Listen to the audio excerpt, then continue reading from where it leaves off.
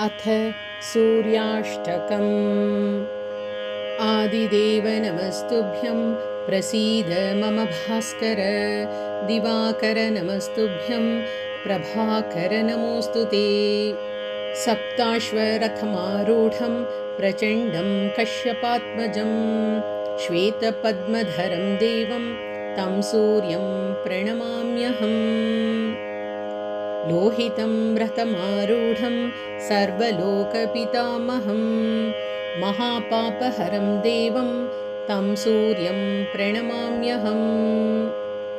त्रैगुण्यं च महाशूरं ब्रह्मविष्णुमहेश्वरं महापापहरं देवं तं सूर्यं प्रणमाम्यहम्।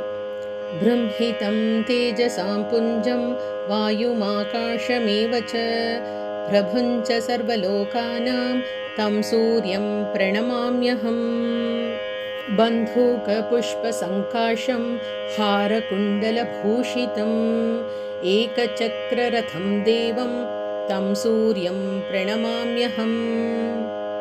तं सूर्यं जगत्कर्तारं महातेजः प्रदीपनं महापापहरं देवं तं सूर्यं प्रणमाम्यहम्। तं सूर्यं जगतां नाथं ज्ञानविज्ञानमोक्षदं महापापहरं देवं तं सूर्यं प्रणमाम्यहम्। सूर्याष्टकं पठेन्नित्यं ग्रहपीडाप्रणाशनम् अपुत्रो लभते पुत्रं दरिद्रो धनवान् भवेत्। आमीषं मधुपानं च यः करोति रविर्दिने सप्तजन्म भवेद्रोगी जन्म जन्म दरिद्रता। स्त्रीतैलमधुमांसानि ये त्यजन्ति रविर्दिने न व्याधिः शोकदारिद्र्यं सूर्यलोकं स गच्छति। इति श्रीसूर्याष्टकं सम्पूर्णम्।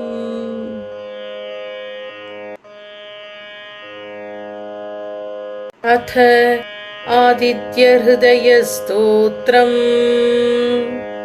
ततो युद्धपरिश्रान्तं समरे चिन्तया स्थितं रावणं चाग्रतो दृष्ट्वा युद्धाय समुपस्थितम्। दैवतैश्च समागम्य द्रष्टुमभ्यागतोरणम् उपागम्याब्रवीद् रामम् अगस्त्यो भगवान् ऋषिः। राम राम महाबाहो शृणु गुह्यं सनातनं येन सर्वान् नरीन् वत्स समरे विजयिष्यसि।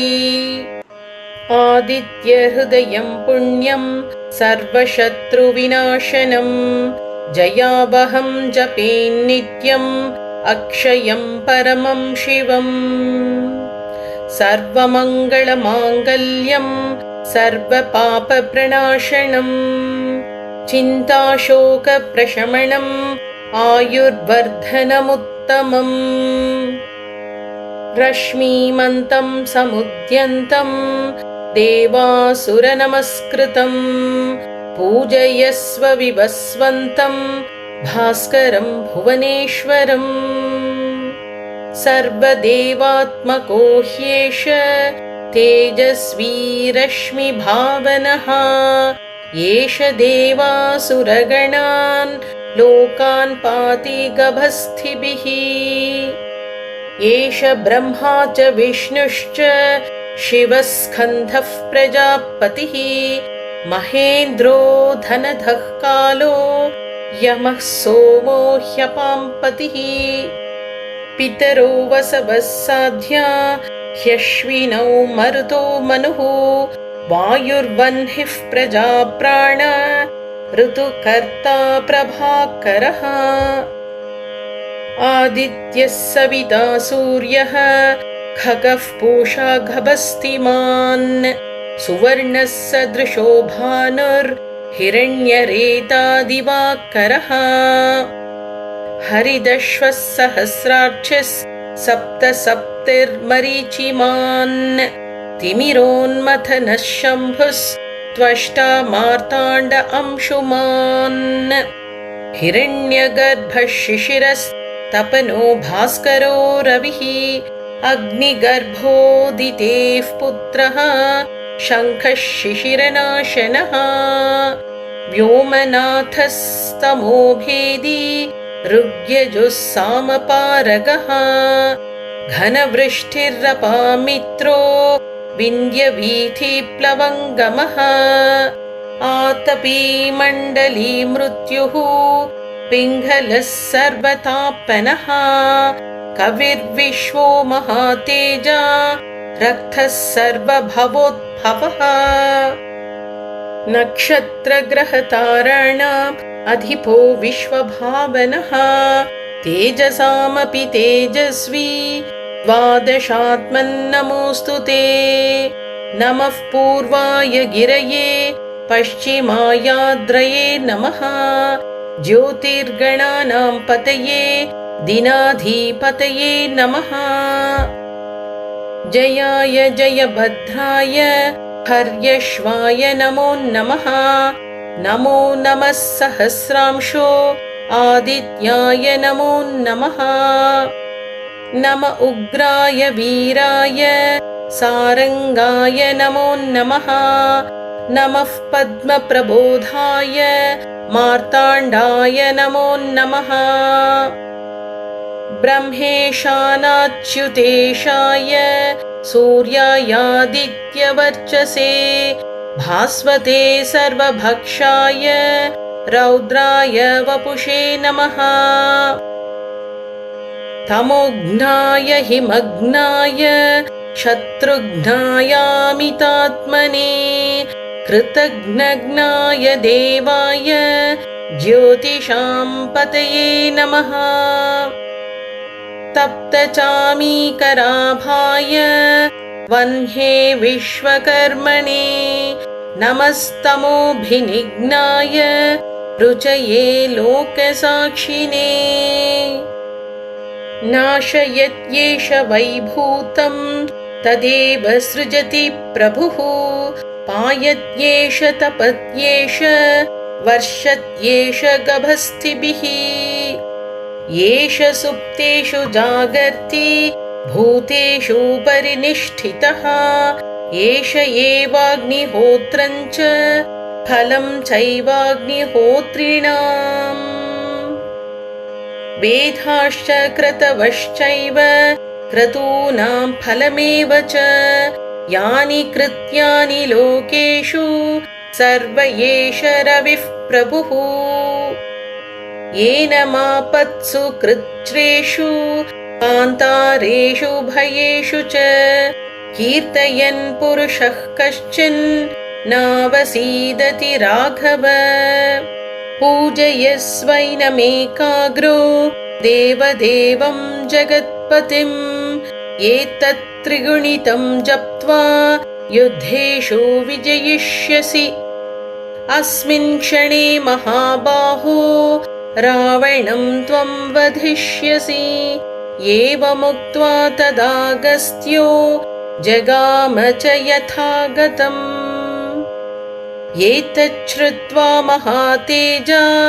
नष्टशोकोऽभवत्तदा धारयामास सुप्रीतो राघवः प्रयतात्मवान् आदित्यं प्रेक्ष्य जप्त्वा तु परं हर्षमवाप्तवान् त्रिराचम्य शुचिर्भूत्वा धनुरादाय वीर्यवान् रावणं प्रेक्ष्य हृष्टात्मा युद्धाय समुपागमत् सर्वयत्नेन महता वधे तस्य धृतोऽभवत् अथ रविरवदनिरीक्ष्य रामं मुदितमनाः परमं प्रहृष्यमाणः निशिचरपतिः संशयं विदित्वा सुरगणमध्यगतो वचस्त्वरेति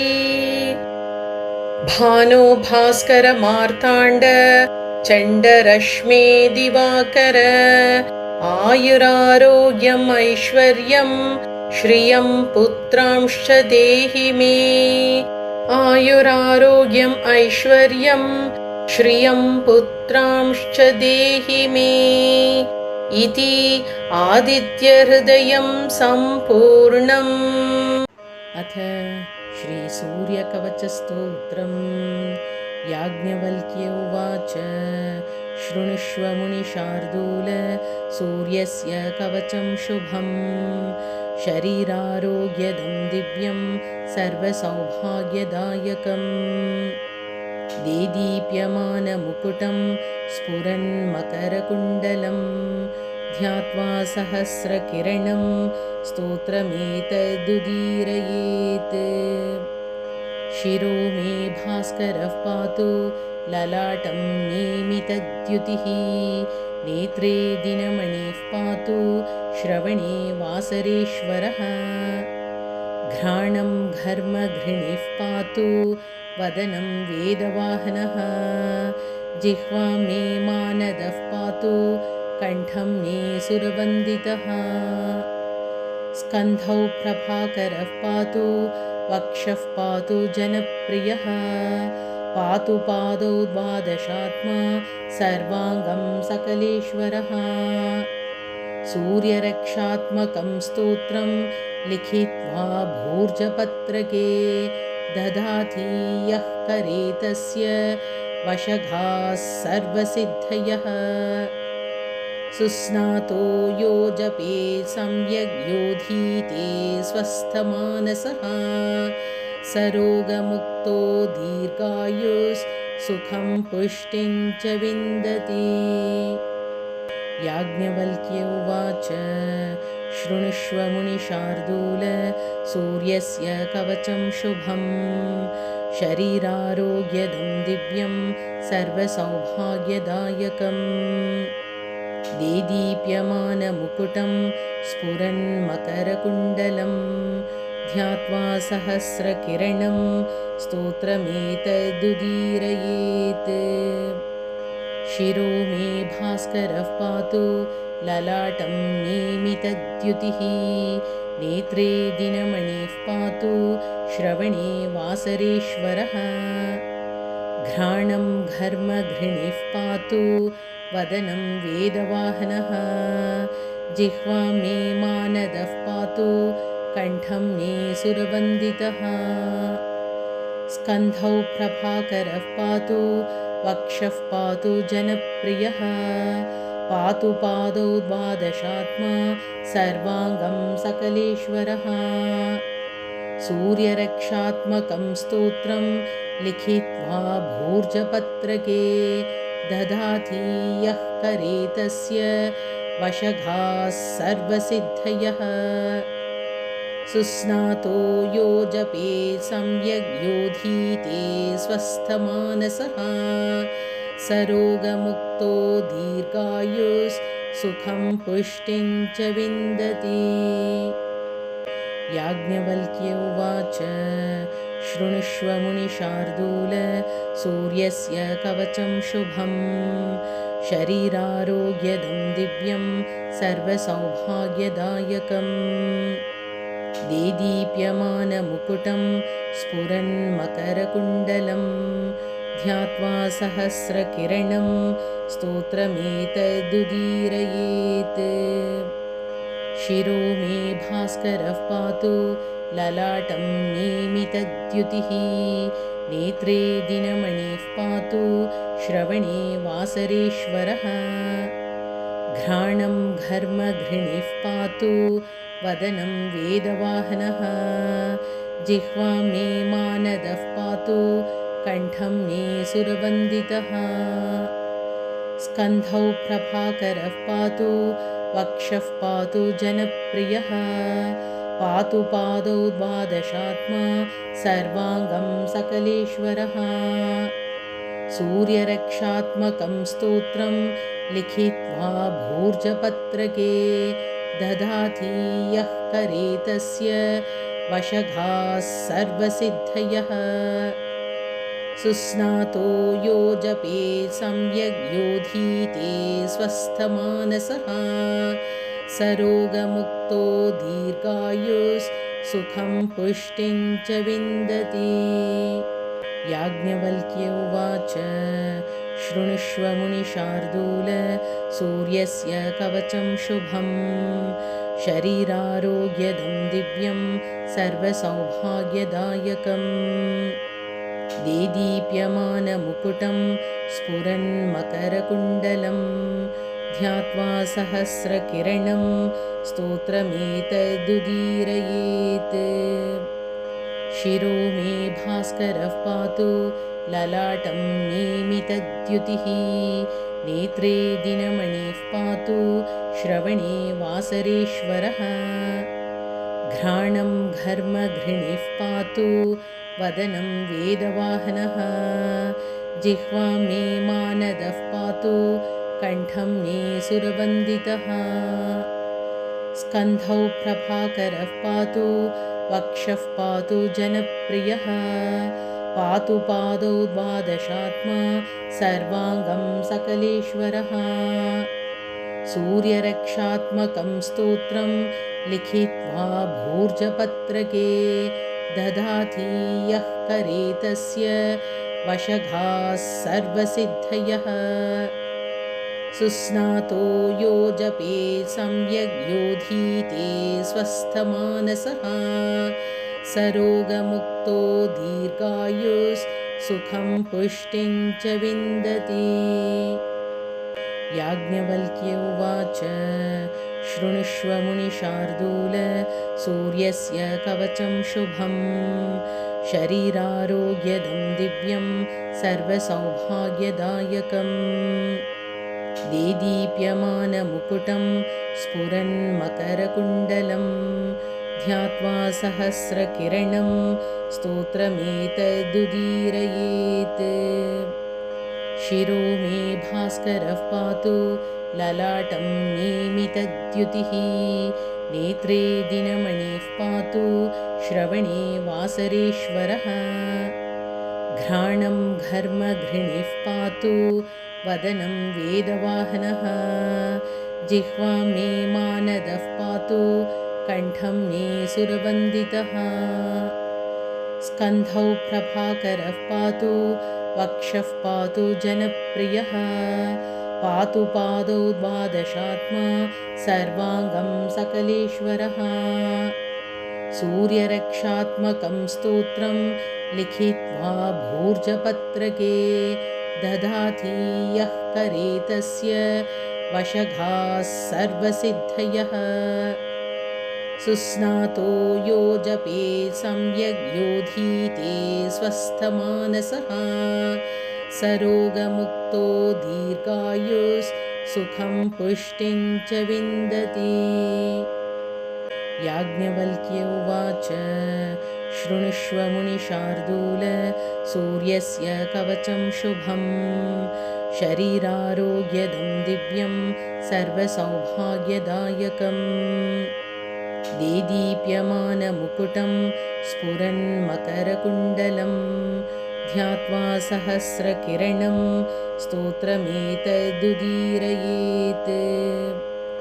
शिरो मे भास्करः पातु ललाटं नेमितद्युतिः नेत्रे दिनमणिः पातु श्रवणे वासरेश्वरः घ्राणं घर्मघृणिः पातु वदनं वेदवाहनः जिह्वा मे मानदः पातु कण्ठं मे सुरवन्दितः स्कन्धौ प्रभाकरः पातु वक्षः पातु जनप्रियः पातु पादौ द्वादशात्मा सर्वाङ्गं सकलेश्वरः सूर्यरक्षात्मकं स्तोत्रं लिखित्वा भूर्जपत्रके दधाति यः करे तस्य वशगाः सर्वसिद्धयः सुस्नातो यो जपेत् सम्यग् योधीते स्वस्थमानसः सरोगमुक्तो दीर्घायुस् सुखं पुष्टिं च विन्दति। याज्ञवल्क्य उवाच शृणुष्व मुनिशार्दूल सूर्यस्य कवचं शुभं शरीरारोग्यदं दिव्यं सर्वसौभाग्यदायकम् देदीप्यमानमुकुटं स्फुरन्मकरकुण्डलं ध्यात्वा सहस्रकिरणं स्तोत्रमेतदुदीरयेत् शिरो मे भास्करः पातु ललाटं नेमितद्युतिः नेत्रे दिनमणिः पातु श्रवणे वासरेश्वरः घ्राणं घर्मघृणिः पातु वदनं वेदवाहनः जिह्वां मे मानदः पातु कण्ठं मे सुरवन्दितः स्कन्धौ प्रभाकरः पातु वक्षः पातु जनप्रियः पातु पादौ द्वादशात्मा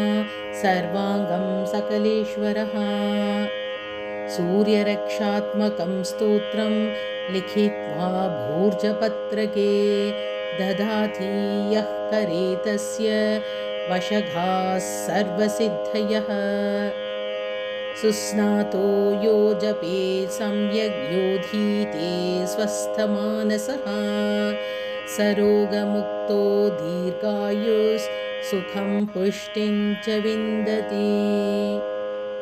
याज्ञवल्क्य उवाच शृणुष्व मुनिशार्दूल सूर्यस्य कवचं शुभं शरीरारोग्यदं दिव्यं सर्वसौभाग्यदायकम् देदीप्यमानमुकुटं स्फुरन्मकरकुण्डलं ध्यात्वा सहस्रकिरणं स्तोत्रमेतदुदीरयेत् शिरो मे भास्करः पातु ललाटं नेमितद्युतिः नेत्रे दिनमणिः पातु श्रवणे वासरेश्वरः घ्राणं घर्मघृणिः पातु वदनं वेदवाहनः जिह्वां मे मानदः पातु कण्ठं मे सुरवन्दितः स्कन्धौ प्रभाकरः पातु वक्षः पातु जनप्रियः पातु पादौ द्वादशात्मा सर्वाङ्गं सकलेश्वरः सूर्यरक्षात्मकं स्तोत्रं लिखित्वा भूर्जपत्रके ददाति यः करे तस्य वशगाः सर्वसिद्धयः सुस्नातो यो जपे सम्यग् योधीते स्वस्थमानसः सरोगमुक्तो दीर्घायुस् सुखं पुष्टिं च विन्दति। याज्ञवल्क्य उवाच शृणुष्व मुनिशार्दूल सूर्यस्य कवचं शुभं शरीरारोग्यदं दिव्यं सर्वसौभाग्यदायकम् देदीप्यमानमुकुटं स्फुरन्मकरकुण्डलं ध्यात्वा सहस्रकिरणं स्तोत्रमेतदुदीरयेत् शिरो मे भास्करः पातु ललाटं नेमितद्युतिः नेत्रे दिनमणिः पातु श्रवणे वासरेश्वरः घ्राणं घर्मघृणिः पातु वदनं वेदवाहनः जिह्वां मे मानदः पातु कण्ठं मे सुरवन्दितः स्कन्धौ प्रभाकरः पातु वक्षः पातु जनप्रियः पातु पादौ द्वादशात्मा सर्वाङ्गं सकलेश्वरः सूर्यरक्षात्मकं स्तोत्रं लिखित्वा भूर्जपत्रके ददाति यः करे तस्य वशगाः सर्वसिद्धयः सुस्नातो यो जपे सम्यग् योधीते स्वस्थमानसः सरोगमुक्तो दीर्घायुस् सुखं पुष्टिं च विन्दति। याज्ञवल्क्य उवाच शृणुष्व मुनिशार्दूल सूर्यस्य कवचं शुभं शरीरारोग्यदं दिव्यं सर्वसौभाग्यदायकम् देदीप्यमानमुकुटं स्फुरन्मकरकुण्डलं ध्यात्वा सहस्रकिरणं स्तोत्रमेतदुदीरयेत्। शिरो मे भास्करः पातु ललाटं नेमितद्युतिः नेत्रे दिनमणिः पातु श्रवणे वासरेश्वरः घ्राणं घर्मघृणिः पातु वदनं वेदवाहनः जिह्वा मे मानदः पातु कण्ठं मे सुरवन्दितः स्कन्धौ प्रभाकरः पातु वक्षः पातु जनप्रियः पातु पादौ द्वादशात्मा सर्वाङ्गं सकलेश्वरः सूर्यरक्षात्मकं स्तोत्रं लिखित्वा भूर्जपत्रके ददाति यः करे तस्य वशगाः सर्वसिद्धयः सुस्नातो यो जपे सम्यग् योधीते स्वस्थमानसः सरोगमुक्तो दीर्घायुस् सुखं पुष्टिं च विन्दति। याज्ञवल्क्य उवाच शृणुष्व मुनिशार्दूल सूर्यस्य कवचं शुभं शरीरारोग्यदं दिव्यं सर्वसौभाग्यदायकम् देदीप्यमानमुकुटं स्फुरन्मकरकुण्डलं ध्यात्वा सहस्रकिरणं स्तोत्रमेतदुदीरयेत्। शिरो मे भास्करः पातु ललाटं नेमितद्युतिः नेत्रे दिनमणिः पातु श्रवणे वासरेश्वरः घ्राणं घर्मघृणिः पातु वदनं वेदवाहनः जिह्वा मे मानदः पातु कण्ठं मे सुरवन्दितः स्कन्धौ प्रभाकरः पातु वक्षः पातु जनप्रियः पातु पादौ द्वादशात्मा सर्वाङ्गं सकलेश्वरः सूर्यरक्षात्मकं स्तोत्रं लिखित्वा भूर्जपत्रके ददाति यः करे तस्य वशगाः सर्वसिद्धयः सुस्नातो यो जपे सम्यग् योधीते स्वस्थमानसः सरोगमुक्तो दीर्घायुस् सुखं पुष्टिं च विन्दति।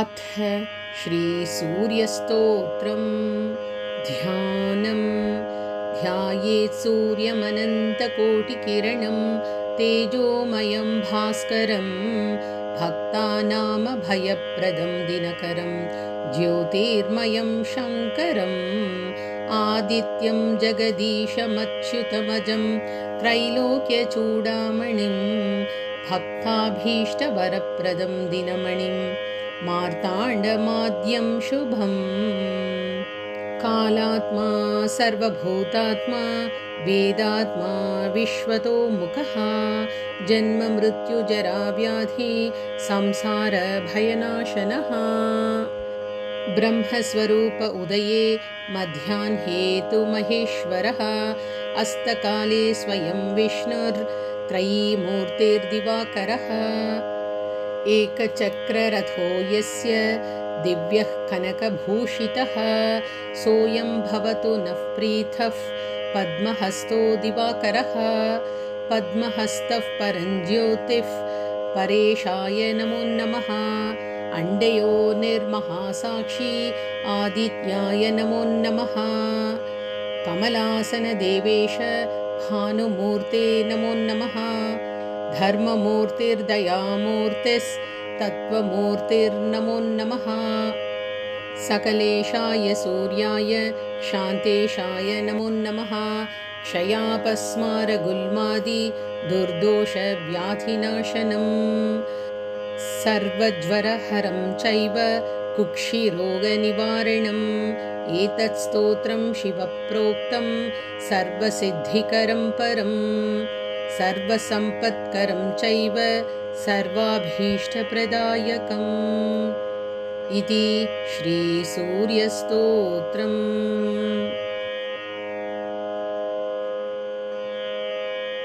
अथ श्रीसूर्यमण्डलस्तोत्रम्।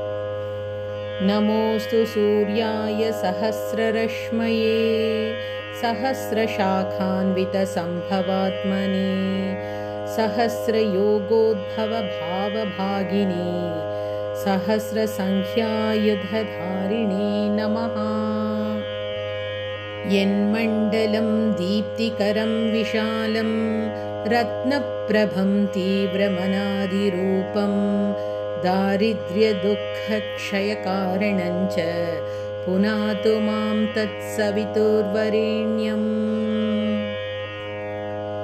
यन्मण्डलं देवगणैः सुपूजितं विप्रैस्तुतं भावनमुक्तिकोविदं तन्देवदेवं प्रणमामि सूर्यं पुनातु मां तत्सवितुर्वरेण्यम्। यन्मण्डलं ज्ञानघनं त्वगम्यं त्रैलोक्यपूज्यं त्रिगुणात्मरूपं समस्ततेजोमयदिव्यरूपं पुनातु मां तत्सवितुर्वरेण्यम्। यन्मण्डलं गूढमतिप्रबोधं धर्मस्य वृद्धिं कुरुते जनानां यत्सर्वपापक्षयकारणं च पुनातु मां तत्सवितुर्वरेण्यम्। यन्मण्डलं व्याधिविनाशदक्षं यदृग्यजुस्सामसुसम्प्रगीतं प्रकाशितय्येन च भूर्भुवस्वः पुनातु मां तत्सवितुर्वरेण्यम्। यन्मण्डलं वेदविदो वदन्ति गायन्ति यच्चारणसिद्धिसङ्घाः यद्योगिनो योगजुषाञ्च सङ्घाः पुनातु मां तत्सवितुर्वरेण्यम्। यन्मण्डलं सर्वजनैश्च पूजितं ज्योतिश्च कुर्यादिह मर्त्यलोके यत्कालकालाद्यमनादिरूपं पुनातु मां तत्सवितुर्वरेण्यम्। यन्मण्डलं विष्णुचतुर्मुखाख्यं यदक्षरं पापहरं जनानां यत्कालकल्पक्षयकारणं च पुनातु मां तत्सवितुर्वरेण्यम्। यन्मण्डलं विश्वसृजं प्रसिद्धम् उत्पत्तिरक्षप्रलयप्रगल्भं यस्मिन् जगत्संहरतेऽखिलं च पुनातु मां तत्सवितुर्वरेण्यम्। यन्मण्डलं सर्वगतस्य विष्णोः आत्मा परन्धाम विशुद्धतत्त्वं सूक्ष्मान्तरैर्योगपथानुगम्यं पुनातु मां तत्सवितुर्वरेण्यम्। यन्मण्डलं वेदविदोपगीतं यद्योगिनां योगपथानुगम्यं तत्सर्वं वेद्यं प्रणमामि सूर्यं पुनातु मां तत्सवितुर्वरेण्यम्। सूर्यमण्डलसुस्तोत्रं यः पठेत् सततं नरः सर्वपापविशुद्धात्मा सूर्यलोके महीयते। इति श्रीभविष्योत्तरपुराणे श्रीकृष्णार्जुनसंवादे सूर्यमण्डलस्तोत्रम्।